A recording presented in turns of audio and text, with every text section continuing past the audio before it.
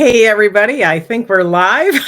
It's always a bit of fun with live. So I want to welcome you to the third and final installment of the Women of Worth Summit for 2022. First off, I want to thank Sue Sutcliffe so much and the World Event Center for hosting our 3 days of summits. We are so appreciative of you for being our event sponsor. I also want to say thank you to Leslie Klein and the members of Legrity TV for streaming our event on Legrity TV. Welcome to those Legrity viewers as well. We are so happy that you are here today with us. We have such a treat for you, this incredible group of women that is sharing tonight. You will not forget when you have heard them speak. They are truly examples of the Woman of Worth platform. I am so excited because one of the things that I thought about when I was thinking about Women's History Month is that there's so many women who have made great strides in history, but I really wanted to shine a light on those people who were making the history today.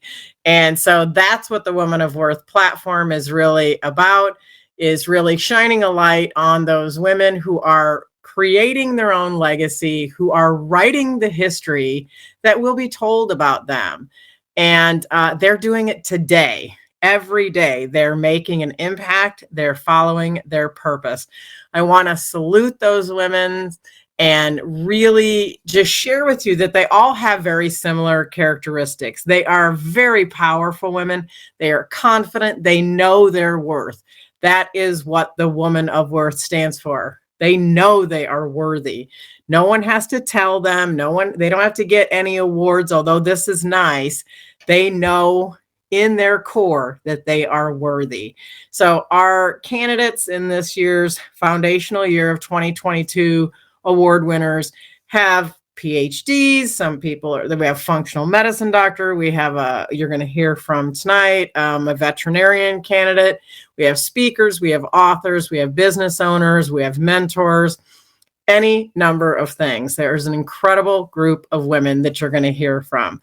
And I will tell you, this platform has become more than anything I could have ever dreamed up on my own. But it wouldn't be anything without these incredible women who are the foundational members of 2022. These women will forever hold this position of being that foundational member, and I'm proud to know each and every one of them. And I want you to know that this platform was truly designed for that person or that woman who is willing to stand up and stand out as that unrepeatable miracle that she is, knowing that her uniqueness and her genius and that she was born to shine. They are all servant leaders. They are here to create an impact. And I want to tell you, some of them came right forward and raised their hand and said, I am a woman of worth, and said, that's me. And you're going to be hearing from a couple of those women tonight. We are going to move right along to our next awesome woman of worth. It can be toxic, and you need to know when to leave the party. And I left the party at 17, and I've been out on my own ever since.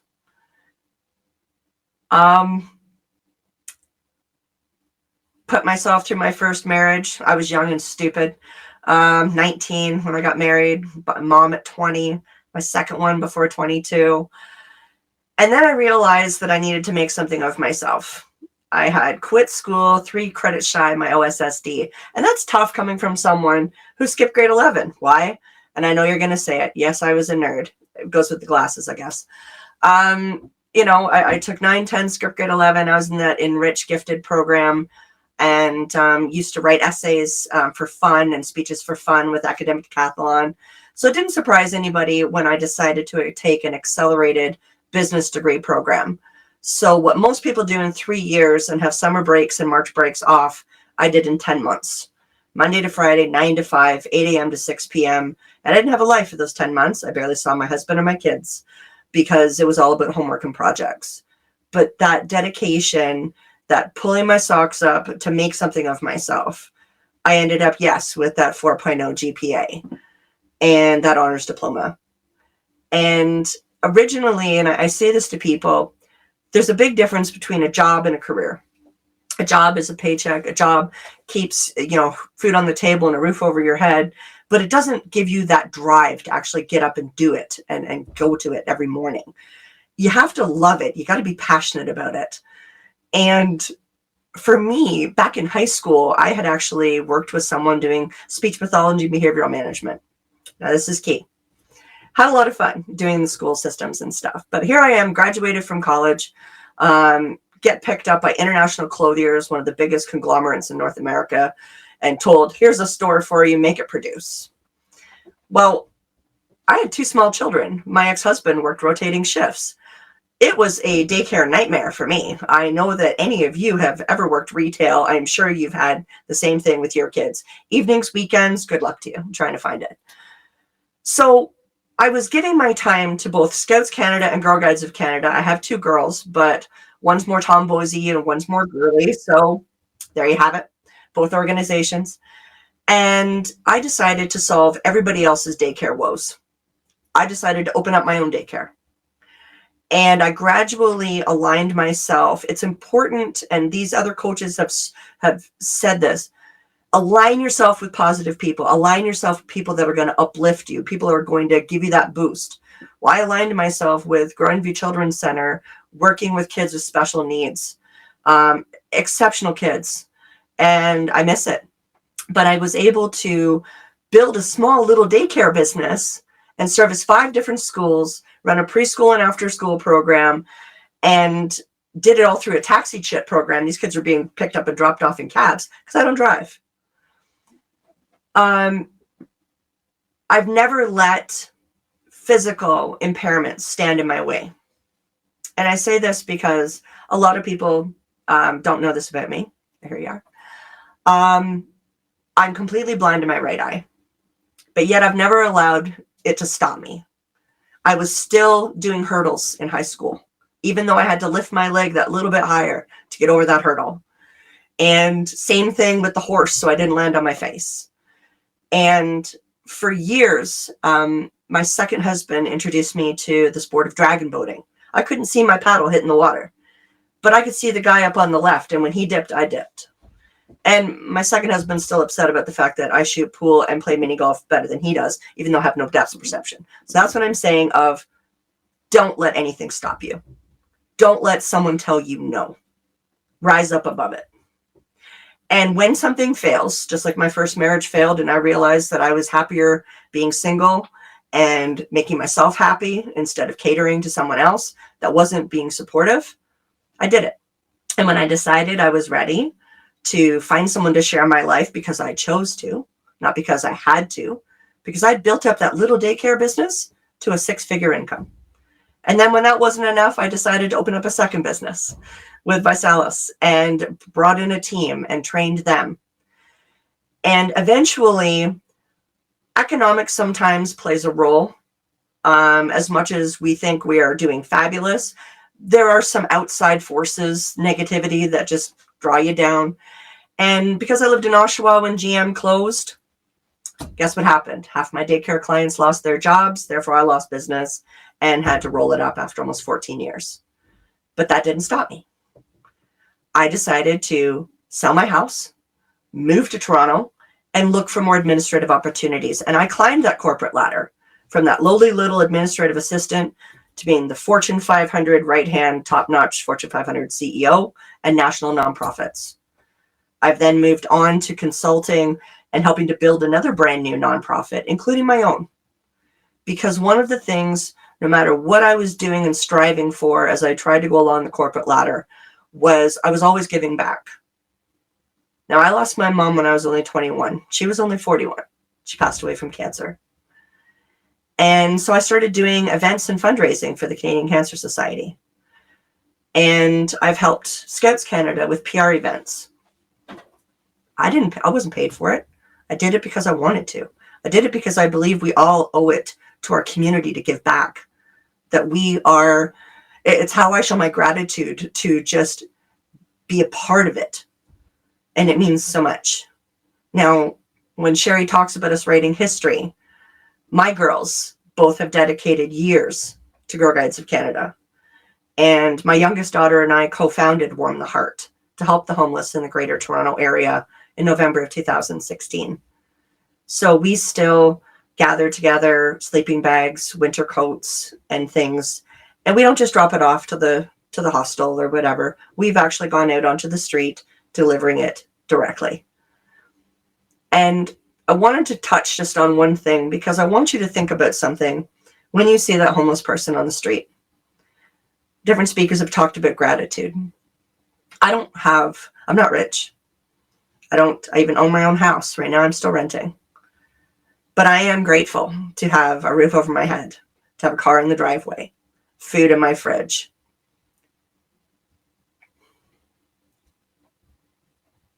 One famous president said it best, and that was Ronald Reagan. We can't help everyone, but everyone can help someone. So when you see that person, don't think it's all about drugs and alcohol, because I actually have wrote a paper. It's on my LinkedIn. If you're connected with me, you can read about it, as far as, homeless in the core. And it's me talking to about 65 or 70 of them and finding out their stories and how they've fallen down. And we just need to help them get back up. So when the pandemic hit and I found myself without a job, all the things I was applying to for executive assistant, office manager, HR coordinator, they were all coming down, hiring freezes. I realized that in my experience through this journey that I had met with small business owners, and I'd be the first to admit it, I'm not great at everything. It takes a lot. It takes a lot of hats. I use this analogy. It takes a lot of hats to run your business. So there's your communications hat, your marketing hat, your accounting hat, your customer service, your administrative assistant, your HR coordinator. Don't forget about the social media content and writing. And some of these hats, if we're going to be really, truly honest with ourselves, they're ugly to us. We don't want to wear them. We don't look good in them. And we really should give it to somebody else. And that is one of the things that I've learned to effectively do this business. And that is my passion for helping others reach their fullest potential. And that's why for CL, we say your virtual solutions for your busy reality. Truth is, it's do what you do best and outsource the rest. Because if we're honest with ourselves, why don't you focus on what you're really good at and give some of those tasks so that you free up more of your time? Time is something that we are in very short supply of. It's limited commodity. And it's so important that we make the most of it. So whether that's for your family, for your business, for your community, it's all about time. And it's time for you to stand up, stand out. And if you've fallen down, get back up. And remember that something that my mom, God rest her soul, said to me growing up: if you can look at yourself in the mirror and you can say, I've done my best. She said, you can look at yourself and you can look at me and you say, I've done my best. And you've been true to yourself. That's the only thing that you, your parents, and God himself could ever expect from you. So if you find that you are in need of someone to talk to, someone to help manage your time, you've got really don't know how to cultivate it. I'm working with small business owners with their events, with their HR, with their administrative needs, with their social media content. And thanks to building out and wanting to share that with other business owners, I've actually built CL Executive Solutions with actual other small business owners to have joint venture partners so that we could be this one-stop shop for business owners, so that they don't have to go to Fiverr or whatever and have 5 or 6 different VAs for all these different projects. You got it all under one house, and it starts with a call with me. And that is free of charge. And some people have come out of these with energized new ideas, new philosophies and way of doing things. Did I get paid for it? No, but you know what? It brought me joy to give to someone else, and I want to give that to you. So thank you very much, Sherri, for the opportunity the honoring of myself as a woman of worth. And for any of you that are giving of yourself to a nonprofit organization for at least 3 years and are still doing it now, if you really want to be acknowledged, but also have your LinkedIn blow up on a global scale, contact me, because I was honored as a humanitarian for Canada by the Global Goodwill Ambassadors. And that's a global organization. And I'd love to hook you up to have your LinkedIn go global, just like mine has. Thank you. Oh, your heart is showing. That's what I said. I adore you, Catherine. Oh my gosh. Wow. I thought I knew you pretty well. And I even learned some new things about Catherine. And you know what? I've always loved your heart since the moment I met you. You exude joy. And I think perseverance is the word that sort of came to mind through you. What you were sharing is like really like when sometimes the things were really tough, but you just knuckled in there and kept at it. That sort of that don't quit thing has been a theme tonight. And you know, is there, if I was going to ask you, because you work with so many small business owners now, and I know we there's a fun picture somewhere with you with all the hats. All the hats. Yes, that you take off their heads. I'd love to hear if you have like, what's your top tip for a small business owner that maybe they could just take away and implement something? The big one for me is color code your chaos. So we've heard from other speakers about prioritizing your goals. I want to take it even one step further. It's great to have that list of goals, and God knows I have mine.